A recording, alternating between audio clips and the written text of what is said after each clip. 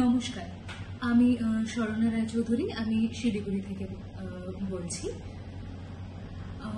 আমি আজকে আপনাদের কাছে নিবেদন করতে চলেছি কবিগুরু রবীন্দ্রনাথ ঠাকুরের বালক।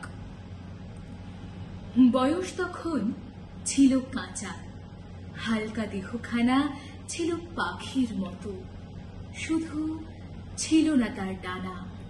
উঠত পাশের ছাদের থেকে পায়রাগুলোর ঝাঁক, বারান্দাটার রেলিং পরে ডাকত এসে কাক। ফেরিওয়ালা হেঁকে যেত গলির ওপার থেকে, তপসি মাছের ঝুড়ি খানা গামছা দিয়ে ঢেকে। বেহালাটা হেলিয়ে কাঁধে ছাদের পরে দাদা, সন্ধ্যা তারার সুরে যেন সুর হতো তাঁর সাধা। জুটেছে বউ দিদির কাছে ইংরেজি পাঠ ছেড়ে, মুখখানিতে ঘির দেওয়া তার শাড়িটি লাল পেরে। চুরি করে চাবির গোছা লুকিয়ে ফুলের টবে, স্নেহের আগে রাগিয়ে দিতে নানান উপদ্রবে।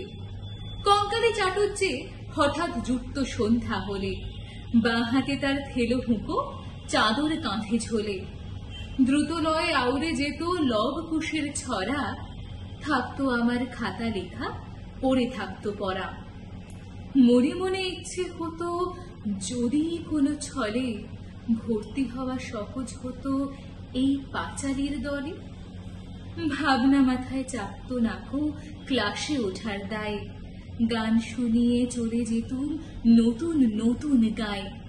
স্কুলের ছুটি হয়ে গেলে বাড়ির কাছে এসে হঠাৎ দেখি মেঘ নেমেছে ছাদের কাছে ঘেঁষে।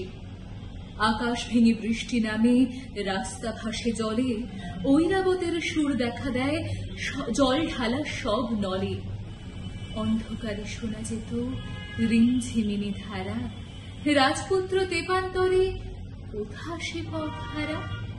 ম্যাপে যেসব পাহাড় জানি, জানি যেসব গাঁ, কুয়েলিলুন আর মিসিসিপি, ইয়াংসিকিয়া। জানার সঙ্গে আধেক জানা, দূরের থেকে শোনা, নানান রঙে নানান সুতোয় সব দিয়ে জাল বোনা।